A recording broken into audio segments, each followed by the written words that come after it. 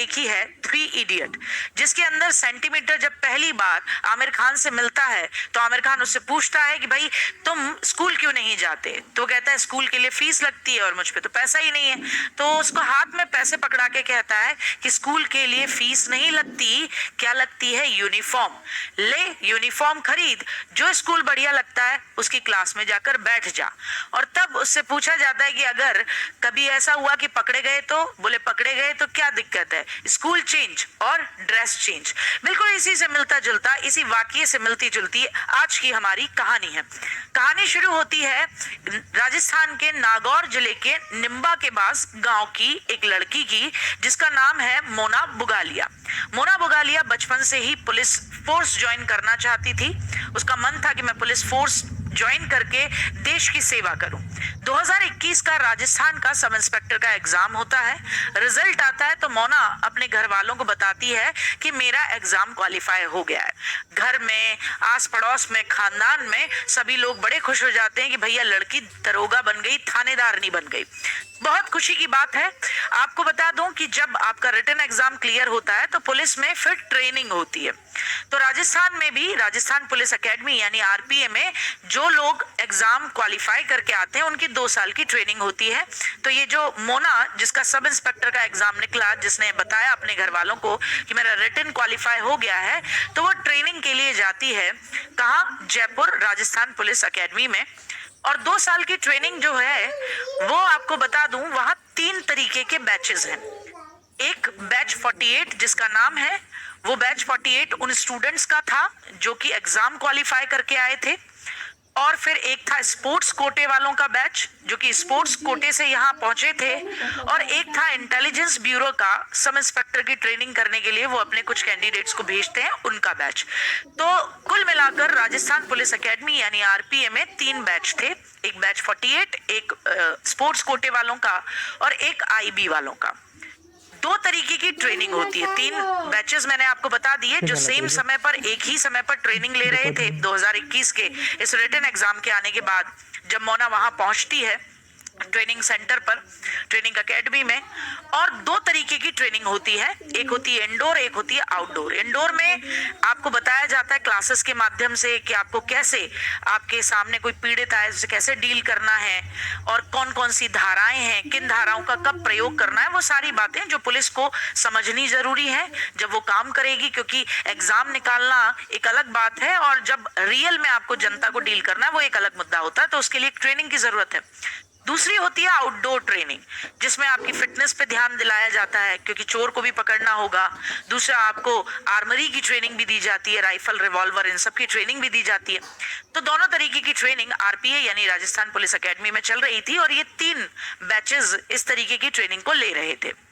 तो मोना भी वहीं थी, उसी ट्रेनिंग सेंटर के अंदर, उसी ट्रेनिंग एकेडमी के अंदर वो भी ले रही थी ट्रेनिंग।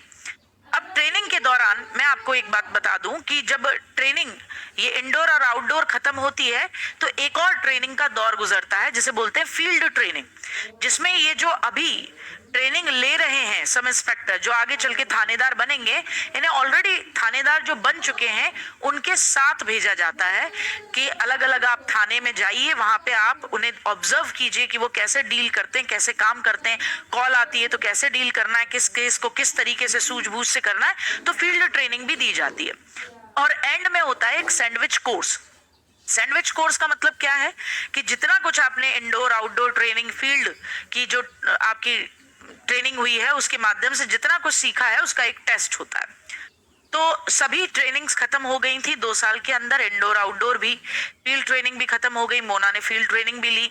उसके बाद बात आई कि भाई सैंडविच कोर्स भी खत्म हो गया। अब 20 सितंबर के करीब रिजल्ट आना था। उसके बाद ये जितने भी लोग वहां राजस्थान पुलिस एकेडमी में ट्रेनिंग ले रहे थे, इन सबको अलग अलग थानों में नियुक्तियां मिलनी थी। अब उससे कुछ समय पहले ऐसा होता है कि जब आप ट्रेनिंग ले रहे हैं, आप भी कल को सेलेक्ट होंगे, स्टूडेंट हैं तो आप समझेंगे कि जब ट्रेनिंग का दौर होता है तो सब लोग आपस में फ्रेंड्स बन जाते हैं। भाई आप कहाँ से हो, आप कहाँ से हो, बातचीत होती है। तो मोना बुगालिया के भी वहां बहुत सारे दोस्त बन चुके थे, बहुत सारे लोगों से उसकी जानकारी थी और इन लोगों ने एक व्हाट्सएप ग्रुप भी बनाया हुआ था जिसको गॉसिप ग्रुप करके नाम दिया हुआ था। अब आप लोगों के भी व्हाट्सएप ग्रुप होंगे फ्रेंड्स के, आप अगर तैयारी से जुड़े हुए हैं, जहां आप एक दूसरे से बातचीत करते हैं, टेलीग्राम ग्रुप्स पे भी करते हैं, क्या चल रहा है इस क्वेश्चन का जवाब दीजिए।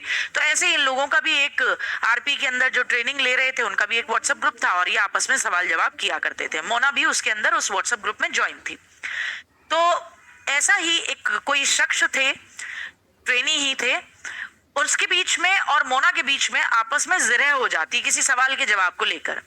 जिरह इतनी बढ़ जाती है कि मोना व्हाट्सएप ग्रुप पे ही कह देती है कि ज्यादा मत उड़ाओ हवा में, मैं तुम्हें आरपीए से बाहर निकलवा दूंगी, तैनाती अभी तुम्हारी हुई नहीं है, मैं तुम्हें राजस्थान पुलिस अकेडमी से अभी बाहर करवा सकती हूँ। तो उस व्यक्ति को लगा कि मतलब ऐसा कितनी पावर है इस लड़की में, किस बैकग्राउंड से आती है, जानना बहुत जरूरी है कि भाई वास्तव में ये जो धमकी मुझे दे रही है, पहले इसका बैकग्राउंड तो देख लूं मैं, फिर देखूंगा ये क्या मुझसे किस बिनात पे ये बात कह रही है, इसका मतलब इसका बैकग्राउंड बड़ा सॉलिड होगा। तो वो जो शख्स था, जो ट्रेनिंग था वहां पे, वो ट्रेनी जो था वो बैच 48 का ट्रेनी था, यानी वो एग्जाम क्रॉस करके वहां पे ट्रेनिंग लेने आया था। तो वो अपने रजिस्टर में चेक करता है मोना बोगालिया का नाम, तो वहां नाम नहीं था। तो उसे लगता है कि शायद स्पोर्ट्स कोटे वाली तरफ से ये आई होगी। तो अपने एक फ्रेंड था उसको बोलता है कि भाई स्पोर्ट्स कोटे वाले रजिस्टर में जरा चेक करो मोना बोगालिया का और पता लगाओ इसके फादर या इसका बैकग्राउंड क्या है। तो ये ऐसे ऐसे इसने मुझे धमकी दी है, तो मैं जानना चाहता हूँ क्या बैकग्राउंड है इसका, जिस बिसात पे ये मुझसे कह रही है कि ये मुझे आरपीए से ही निकलवा देगी। ट्रेनिंग तो बहुत, मतलब तैनाती तो बहुत दूर की बात है। तो उस रजिस्टर को भी, स्पोर्ट्स कोटे वाले रजिस्टर को भी खगाला जाता है, उसमें भी नाम नहीं।